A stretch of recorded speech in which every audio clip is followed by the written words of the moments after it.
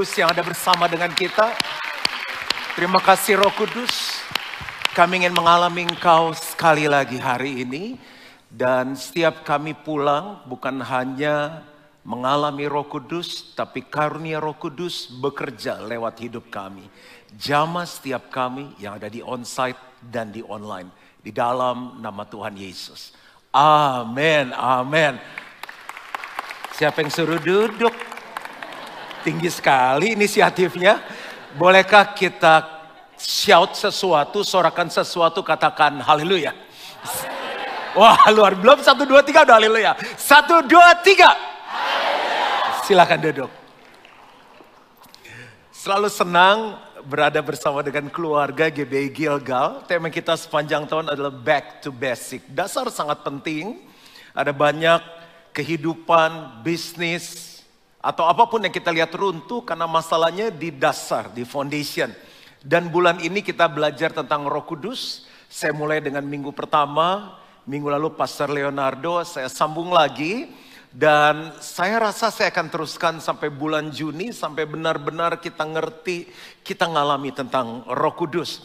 Di bagian yang pertama tentang powerful Christian, saya itu bahas tentang dibaptis Roh Kudus. Ada 5 ciri yang terjadi kalau orang itu dibaptis oleh Roh Kudus. Dan saya mengarahkan kita untuk ikut kembali tanggal 20 Juni di New Life.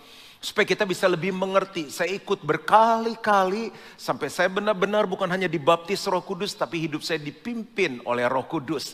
Kalau kita dibaptis Roh Kudus, kita sudah belajar, kita akan menerima yang namanya kuasa. Coba bilang sama-sama kuasa.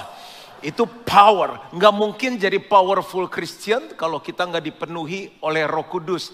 Ini punya arti 2 kata. Yang pertama adalah dinamo. Dinamo itu artinya penggerak. Orang Kristen gak akan bergerak kalau dia gak punya Roh Kudus. Dia akan jadi orang Kristen yang pasif, orang Kristen yang selalu diem aja. Dan yang kedua punya arti dinamit, punya sebuah kuasa yang mengalahkan, yang meledakkan, mengalahkan daging, mengalahkan dosa, mengalahkan kuasa gelap. Kita menjadi Kristen yang menang, bahkan lebih daripada pemenang. Dan tujuan semuanya ini untuk memberkati banyak orang. Kita akan menjadi saksi. Terus kalau udah gitu buat apa pastor? Kita akan menyenangkan Tuhan. Saya kasih lambang salib ya. Nah, tapi waktu kita dibaptis Roh Kudus, waktu pastor berdoa dalam nama Yesus terima baptisan Roh Kudus, kita bukan hanya terima kuasa, tapi kita menerima yang namanya karunia Roh Kudus. Bahasa Inggrisnya bilang gifts of the Spirit. Jadi enggak hanya 1. Itu jumlahnya ada 9 karunia. Nah karunia ini untuk apa ya? Karunia ini untuk kita bisa menolong orang lain juga. Sama memberkati orang lain. Sehingga waktu karunia ini digunakan orang akan melihat, wow, benar ya, Yesus itu hidup, Yesus itu berkuasa, Yesus itu luar biasa. Jadi endingnya apa? Tuhan lagi yang dipermuliakan. Penting sekali untuk kita belajar tentang karunia Roh Kudus. Dan dengan itu kita bisa menghidupi kehidupan seorang powerful Christian.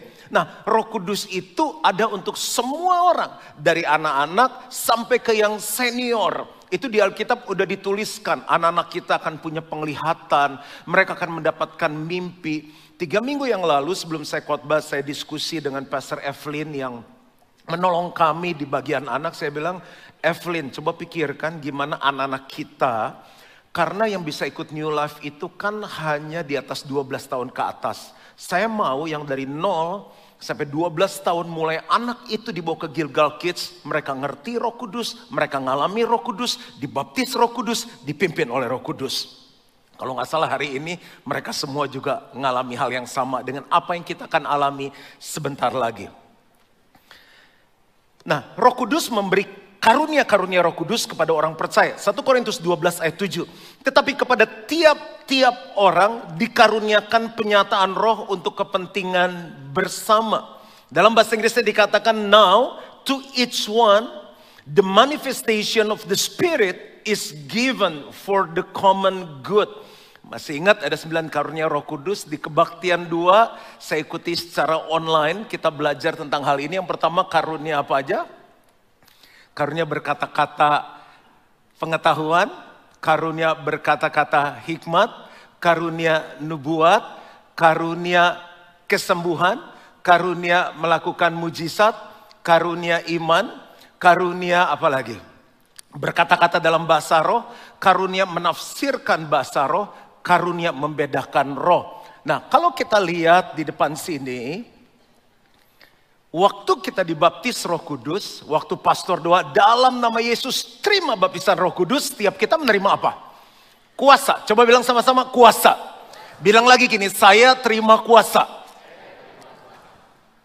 Tapi yang sering dilupakan, kita terima nih karunia Roh Kudus. Yang tadi saya sebutkan 9, nggak ada pastor. Kok nggak terima? Nah, waktu karunia itu kita terima dalam satu paket, isinya ada 9. Tanda yang paling jelas, karunia yang paling kelihatan keluar, kalau kita baca ada beberapa contoh, nanti kita akan baca sama-sama, itu karunia berbicara atau berdoa di dalam bahasa roh, di dalam bahasa yang baru. Nah, yang 8-nya itu kemana? Nah, setelah kita penuh Roh Kudus, itu ada kerinduan, kita tuh pengen memberkati orang lain, membawa orang lain kenal Tuhan. Kalau Roh Kudus turun ke atas kamu, kamu akan menjadi saksi. Lihat orang sakit tuh hatinya nggak tahan. Dulu sebelum penuh Roh Kudus lihat orang sakit, kasihan ya, kayaknya hidupnya nggak sehat deh. Udah gitu doang. Terus jadi bahan omongan, kesian ya. Tapi sekarang apa yang kita bisa buat dia ya untuk dia? Apa kita datang, kita doakan, kita cerita firman, kita tumpang tangan. Karena firman Tuhan mengatakan tanda-tanda ini menyertai orang yang percaya. Kita menumpangkan tangan atas orang sakit itu akan sembuh. Lihat orang kekurangan, kasihan miskin ya. Emang dari turunan di atasnya kere sih. Jangan-jangan dia kena kutuk. Dompet gak keluar, hati gak bergerak. Setelah penuh Roh Kudus, kenapa dia bisa susah ya? Harusnya dia anak Tuhan, dia ngalami hidup dalam berkat Tuhan. Apa yang kita bisa bantu? Nah, waktu kita mulai melayani, waktu kita mulai melangkah, 8 karunia yang selama ini kita lihat, kemana kok gak bekerja itu keluar. Kita mulai mengalami karunia kesembuhan terjadi, karunia mujizat terjadi, karunia iman terjadi. Lalu kita mulai konseling orang. Kalau dulu, lu susah salah alamat kali cerita sama gue, lu ke Pastor Juan Ki. Sekarang di kantor, di restoran, orang mau curhat kita dengerin. Roh Kudus, saya harus jawab apa ya? Di hati ngomongnya ya. Tiba-tiba Tuhan kasih firman, Tuhan kasih solusi, kita ngomong. Karunia hikmat, karunia kata-kata pengetahuan, karunia nubuat mulai keluar. Gitu. Jelas gak ya? Udah sampai panjang suruh-suruh gini. Kasih tanda lah, amin atau iya gitu. Oke. Nah, ini adalah sebuah ilustrasi bahwa setiap kita waktu didoakan dalam nama Yesus terima baptisan Roh Kudus, kuasa udah ada, tapi juga karunia Roh Kudus satu paket.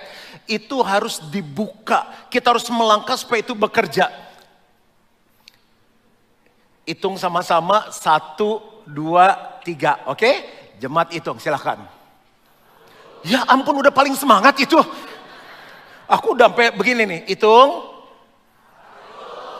2, 3. Tenang.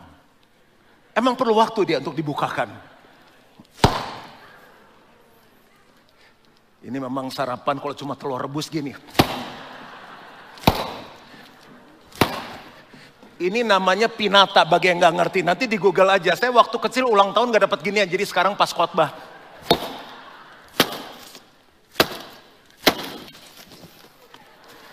Ya. Jadi waktu kita melangkah, lihat, ada 9 isinya. Saya lagi khotbah di depan orang-orang yang luar biasa. Kalau Bapak Ibu Saudara dapat 9 dari Tuhan, pengen 1 atau 99 ya? Yakin nih, pakai ilustrasi lain deh. Kalau dapat berkat dari Tuhan 9 amplop, 1 amplop isinya 1 triliun rupiah. Mau yang 1 triliun atau 9 triliun? Nah, kan lebih masuk, oke. Kata-kata hikmat. Waktu kita ngalami masalah sulit, bingung harus gimana. Tuhan, aku minta hikmat. Hikmat itu mengalir. Lalu apa lagi? Mujizat. Bapak Ibu Saudara, mujizat tuh sesuatu yang manusia nggak bisa, cuma Tuhan yang bisa. Tuhan bisa buat dari yang ada jadi tidak ada, yang ada kanker jadi nggak ada kanker, dari yang tidak ada jadi ada, yang nggak punya benih jadi punya benih, punya anak. Jadi waktu kita mulai mendoakan orang sakit, karunia mujizat ini keluar. Ya, sering-sering doain. Nubuat, sebuah kepekaan untuk kita menyampaikan isi hati Tuhan yang akan membangun orang lain, menghibur, menguatkan orang lain. Jadi kalau ada orang curhat, dengerin. Nanti ada pesan-pesan Tuhan mengalir, ada karunia iman. Bapak Ibu Saudara, kita kan sewa gedung, berkali-kali diusirkan, harus pindah. Saya ketemu beberapa orang yang datang ke gereja ini karena lihat gedung. Ini showroom, bengkel, atau rumah sakit. Belum ada rumah sakit di sebelah. Akhirnya dia datang. Dia bilang kalau ini orang-orang pada ngumpul, gedung segede gini bisa kebangun, kan bayarnya nggak pakai daun, pakai duit. Berarti Tuhannya hebat. Dia datang ke sini, terima Tuhan Yesus. Itu bukan cuma satu orang. Bapak Ibu Saudara, tepuk tangan. Tapi waktu kita cicil begini, bulan kedua Tuhan bilang, Pastor mau cicil bayar pakai apa? Habis ya duit, habis. Tutup pintu, doa. Di situ karunia iman muncul. Saya bilang kalau Tuhan suruh, Tuhan akan selesaikan. Nah, jadi begitu ada tantangan, ada mimpi yang Tuhan kasih, kita melangkah, karunia iman bekerja. Lalu apa lagi? Karunia menafsirkan bahasa roh. Yang ini saya belum mengalami, saya harus jujur. Saya pengen yang 9, tapi saya pengen mengalami yang ini. Yang ini adalah membedakan roh, peka ngelihat orang. Kita ngadepin karyawan, ngadepin mau bisnis sama orang, istrinya bilang, Pak, kayaknya jangan deh, saya udah doa jangan. Baik banget lu lihat tuh, kayak malaikat hampir gak nyentuh tanah. Tapi siapa tahu hatinya setan, kata istrinya begitu. Istrinya ada kepekaan. Pengetahuan, sesuatu yang manusia gak tahu, tiba-tiba Tuhan bisa kasih tahu. Saya alami itu waktu konseling, waktu saya lagi menghadapi sesuatu. Nah ini penting sekali. Lalu karunia apa lagi? Kesembuhan. Sering-sering doain orang sakit. Waktu kita melangkah, karunia kesembuhan itu menyertai. Kalau kita tidak mendoakan orang sakit, ngapain karunia ini dikasih sama Tuhan bekerja dalam hidup kita? Nah, ini yang bahasa roh. Ini yang sering kali muncul setiap kali kita berdoa dalam nama Yesus, terima baptisan Roh Kudus. Tanda ini di Alkitab juga kasih beberapa contoh, ini paling jelas keluar. Ini suka bikin orang bingung, orang takut. Pertama karena mereka nggak baca Alkitab, mereka nggak mendalami, cuma cerita dari kata orang. Sekarang yang ngomong gembala jemaatnya, gembala sidang, senior pastornya menjelaskan bahwa bahasa Roh Kudus itu datangnya dari Bapa di surga dan itu ada di Alkitab. Kita kasih tepuk tangan dulu untuk teman-teman kita yang luar biasa. Nah, ini yang kita mau bahas sekarang. Saya nggak mungkin bahas semuanya. Ada di Grow 102 dan kita akan bikin sebuah seminar khusus bahas ini, mempraktekkan 9 karunia ini. Salah satu tanda atau karunia yang terlihat saat seseorang dipenuhi Roh Kudus atau dibaptis Roh Kudus adalah berbicara dalam bahasa roh. Kita lihat beberapa ayat. Kisah 2 ayat 4. Maka penuhlah mereka dengan Roh Kudus, lalu mereka mulai berkata-kata dalam bahasa-bahasa lain, seperti yang diberikan oleh roh itu kepada mereka untuk mengatakannya. Contoh pertama. Contoh kedua, Kisah 10 ayat 44 dan 46. Ketika Petrus sedang berkata demikian, turunlah Roh Kudus ke atas semua orang yang mendengarkan pemberitaan itu.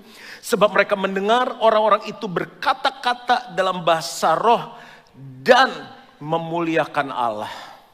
Baru terjadi tadi pagi, sebentar lagi akan terjadi. Ada 2 teman saya, 2 pasang baru ikut. 1 belum percaya Tuhan, kepenuhan Roh Kudus. Saat ini juga tadi pagi dan sebentar lagi kita akan ngalami. Kisah 19 ayat 6. Dan ketika Paulus menumpangkan tangan di atas mereka, turunlah Roh Kudus ke atas mereka dan mulailah mereka berkata-kata dalam bahasa roh dan bernubuat. Apa sih manfaat berdoa dalam bahasa roh? Atau saya kasih definisi sederhana, bahasa roh apa sih?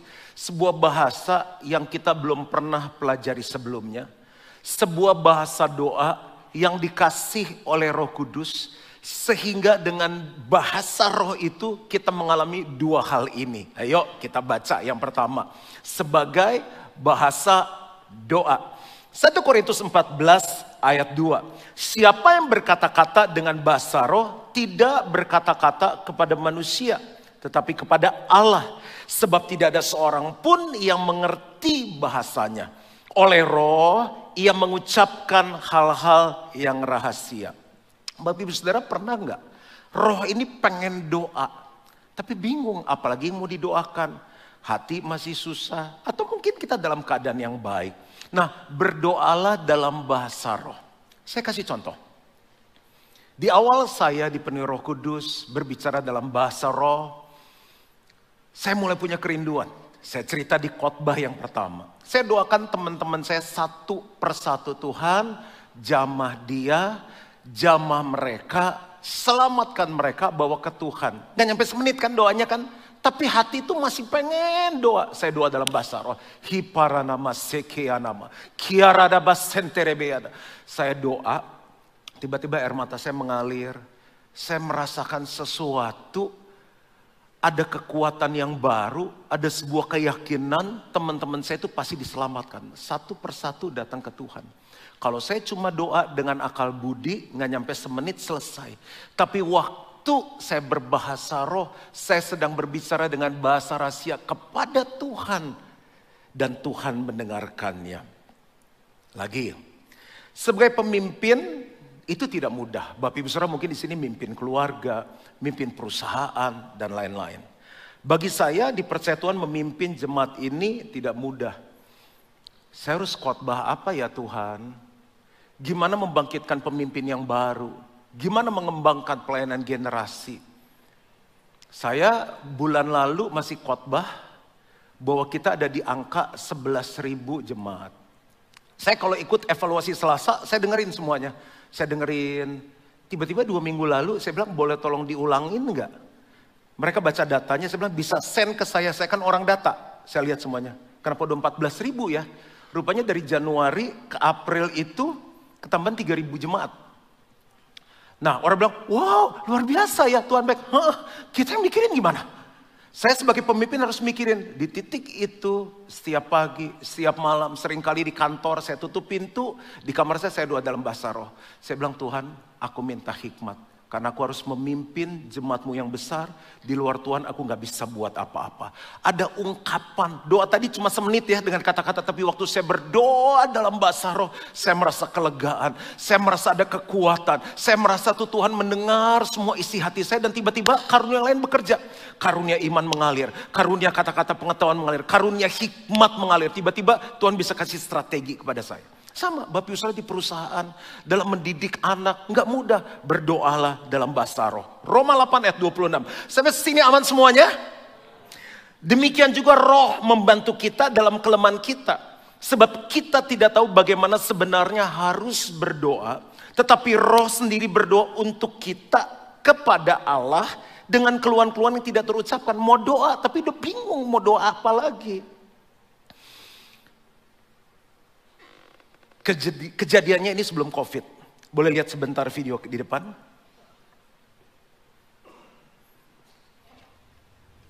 Ini saya di dalam mobil, saya videoin kejadian di depan mobil saya. Yang muda bilang, wow cool pastor. Jadi saya meeting, ada tamu dari Bandung, minta dikenalkan dengan gereja di Jakarta. 1 jam lunch, selesai, di Plaza Indonesia, saya mau balik ke kantor. Saya lihat Google Map, 35 menit. Oh, 2:30 sore aman. Begitu sampai DPR, berhenti total. Berhenti total, wah udah mulai orang teriak-teriak, mobil digedor-gedor, segala macam, udah lempar batu, segala. Saya tanya sama Pak Ali ada apa ya? Oh nggak tahu Pak, Ali itu ngikutin berita lu Pak. Ini kok tiba-tiba bisa begini Pak ya? Udah. Saya coba tanya teman-teman, mereka bilang nggak tahu apa-apa, kayaknya ada gerakan apa gitu. Begitu batu mulai lempar, terbang, tambah gawat, mobil udah berhenti. Saya udah 3 kali kencing, di mobil selalu ada botol air. Saya buang di jendela buat kencing. Nggak lama, Pak, Ali juga pengen kencing. Ya paling kencing aja di mobil. Ali malu lah Pak di mobil. Ya udah, jadi dia keluar, kencing di samping pintu mobil. 7 jam. Saya ingat Pastor Hendy, kita punya kenalan-kenalan kan. Ada di segala macam lah. Pastor Hendy tolong bantu. Dia telepon seseorang, 2 orang yang ditelepon oleh Pastor Hendy. Siap, mobil Pastor Juan sudah terpantau. Lega saya. Saya tunggu 30 menit, 1 jam. Hen, kemana Hen yang mau nolongin? Merapat. Oh siap, sudah merapat. 2 jam, 3 jam. Itu di depan saya tuh. Hen, kemana Hen? Tenang aja, pokoknya sudah. Ya kemana ini? Saya bilang. Dah, doa saya apa? Seperti layaknya orang Tuhan. Kirim malaikatmu menjagai, melindungi. Hindarkan dari malapetaka, semuanya udah. Terus nggak nyampe semenit kan doa. Di depan mata, saya ngeliatin itu terjadi. Apa yang saya buat? Doa dalam bahasa roh. Saya berdoa dalam bahasa roh. Saya berdoa dalam bahasa roh. Itu batu segede gitu ya. Sementara mobil dirusak segala, mobil saya utuh, masih ada mobil sampai sekarang, nggak ada lecet satupun. Di depan saya itu kejadian. Saya ngerti banget bahwa itu ya dan amin, itu real, itu nyata. Lagi contoh, Pak itu ceritanya terlalu nggak nginjak bumi. Oke, saya punya istri 1. Pernah ngalami sakit nggak? Nah, kita dulu kerja keras. 7-8 tahun awal gereja kita menikah. Pulang malam, itu pemuritan tuh keliling sel setiap hari. Jadi nggak Gilgal tuh nggak jadi tiba-tiba begini. Pak Ali kan bilang sama saya, Pak izinkan Ali ikut Bapak sampai Ali meninggal. Oh saya bilang kalau bisa jangan nyetirin saya meninggal. Iya maksudnya sampai Ali tua. Ya boleh saya bilang. Tapi di tengah 7 tahun itu dia bilang gini, Pak ini tiap malam ya Pak? Iya Pak Ali. Ali gak kuat Pak.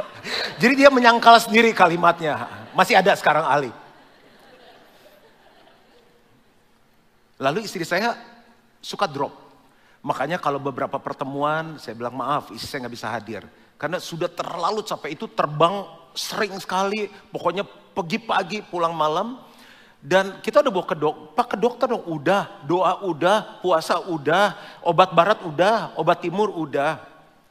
Saya sering banget mendadak bawa dia ke UGD. Udah kalau gitu saya udah UGD. Nah yang repotnya kalau di luar negeri. Negara-negara yang rumah sakit susah. Aduh, udah gak bisa nafas nih katanya. Kenapa kamu? Aduh aku sakit banget katanya.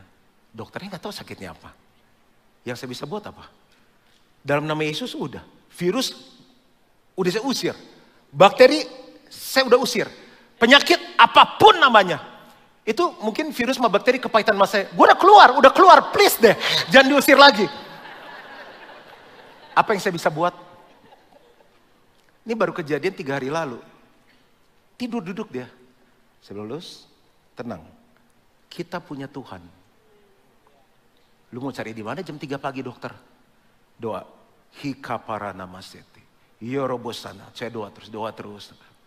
Udah bisa nafas, lumayan. Saya doa lagi. Sampai dia bisa nafas, saya tidur di samping dia, doa bahasa roh. Sampai dia tidur. Kalau nggak ada bahasa doa ini, roh menolong kita berdoa saat kita lemah, nggak tahu lagi harus berdoa gimana. Yang kedua, bahasa doa itu gunanya untuk membangun diri sendiri. 1 Korintus 14 ayat 4a. Siapa yang berkata-kata dengan bahasa roh, ia membangun dirinya sendiri. Tubuh perlu dibangun dong, tidur, makan, olahraga, jiwa perlu dibangunkan, refreshing, makanya hari Minggu libur, Sabtu libur, kita juga rekreasi, roh itu perlu dibangun. Yudas 1 ayat 20. Akan tetapi kamu saudara-saudaraku yang kekasih, bangunlah dirimu sendiri di atas dasar imanmu yang paling suci. Baca sama-sama 2, 3 dan berdoalah dalam Roh Kudus.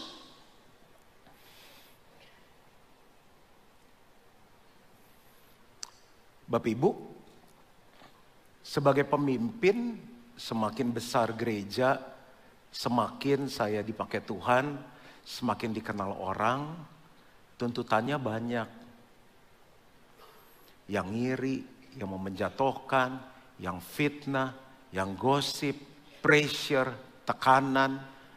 Pernah nggak mau berhenti jadi pendeta? Pernah. Pernah nggak rasa capek? Pernah. Nah, kalau saya cerita di depan jemaat Bapak Ibu, aku tuh lagi stres loh. Terus aku lagi mikir apa aku berhenti jadi gembala. Nah, itu benar tuh, saya juga lagi mau berhenti jadi jemaat. Kan bubar gerejanya. Gue curhat sama siapa coba? Sama Roh Kudus. Waktu saya berdoa, Hika paradabas senterebe, Juan Mogi bangkit dalam nama Yesus. Syaradabas sikiara nama saya doa, roh saya bangkit. Waktu roh saya bangkit, roh saya kuat, roh saya menguasai jiwa. Jiwa tuh ada pikiran, perasaan, kehendak. Perasaan yang rasanya lagi bete, perasaan lagi disakiti, yang lagi down. Saya manusia. Udah gak punya kehendak, udah gak ada gereja-gereja lah. Orang kita nolongin juga, dia yang jahat sama kita, bla bla bla bla. Tapi saya bilang, enggak, bangkit dalam nama Yesus. Saya doa di dalam bahasa roh. Kenapa saya bisa berdiri hari ini 29 tahun GBI Gilgal? Karena saya punya Roh Kudus. Nah, sekarang gimana caranya menerima karunia roh? Bagaimana karunia roh itu bisa dilepaskan, dikeluarkan dalam hidup kita. 1 Korintus 14 ayat 12. Demikian pula dengan kamu memang berusaha untuk memperoleh karunia-karunia roh. Dalam ayat lain dikatakan usahakanlah, raihlah karunia-karunia roh itu. Tetapi lebih daripada itu, hendaklah kamu berusaha mempergunakannya untuk membangun jemaat.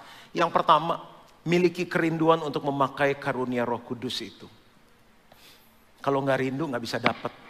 Setiap pagi doa, suami istri, mesbah keluarga Tuhan, biar karunia-karunia Roh Kudus bekerja lewat hidup kami.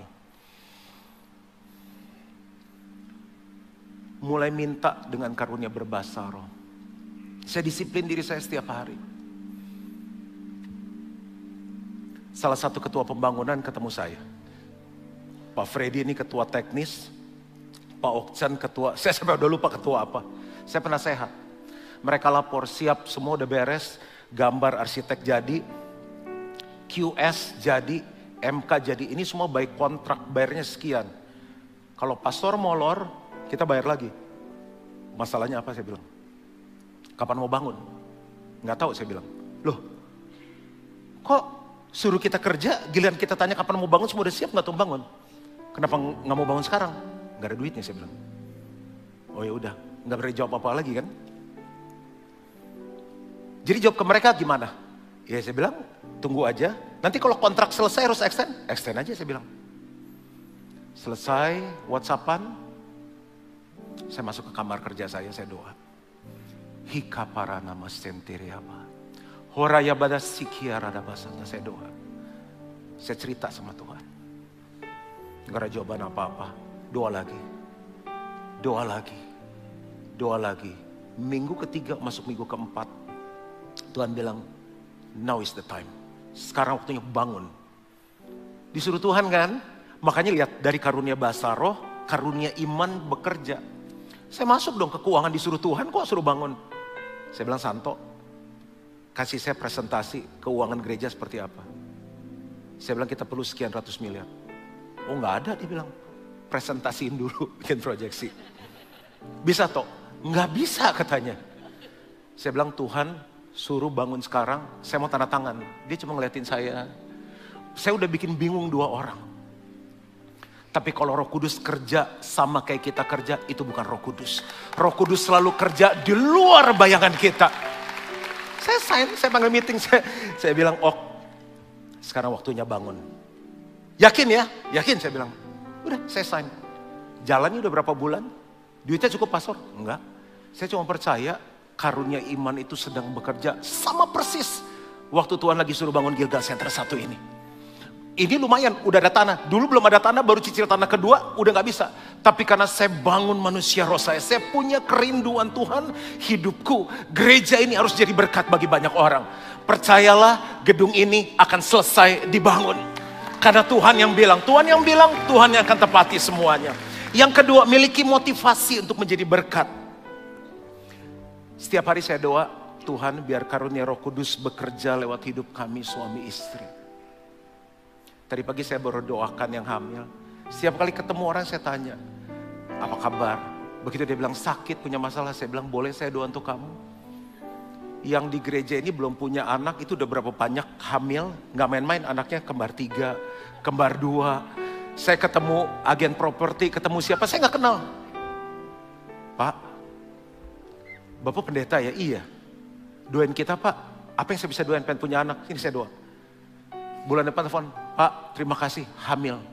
Lihat, dimulai dengan doa bahasa roh. Kita mulai melangkah, ingin jadi berkat, karunia itu bekerja. Yang ketiga, saya selesai di sini. Berserah kepada Roh Kudus. Saya setiap kali doain ketua sel, family sel yang baru dilantik, perhatikan doa saya. Aku berdoa, salah satu doa saya, biar karunia Roh Kudus bekerja lewat hidup mereka. Saya gak bangga dan Bapak di surga gak bangga. Kalau orang bilang, aku dapat mujizat, aku sembuh. Siapa yang doain? Pastor Juan Mogi, GBI Gilgal. Nggak bangga.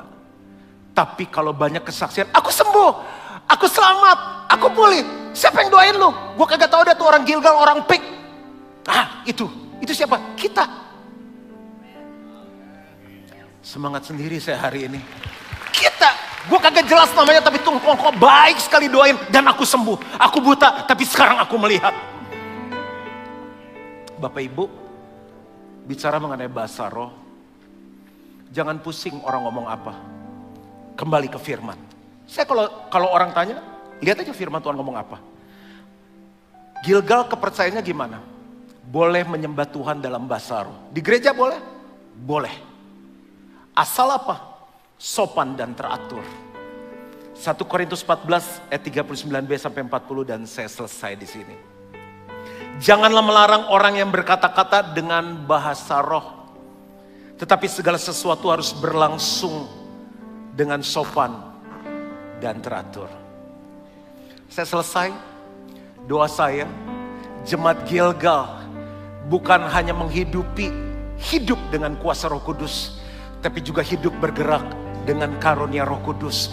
Banyak orang ditolong, banyak orang diberkati, nama Tuhan dipermuliakan. Tuhan memberkati. Yuk bangkit berdiri sama-sama. Bolehkah kita kasih tepuk tangan yang paling meriah untuk Tuhan kita? Dan ikuti doa saya. Katakan dengan suara keras, Tuhan Yesus. Sekali lagi, Tuhan Yesus. Aku rindu supaya karunia Roh Kudus bekerja lewat hidup aku. Dilepaskan sehingga banyak orang diberkati. Nama Tuhan dipermuliakan. Aku minta ini di dalam nama Yesus. Yang percaya kita berikan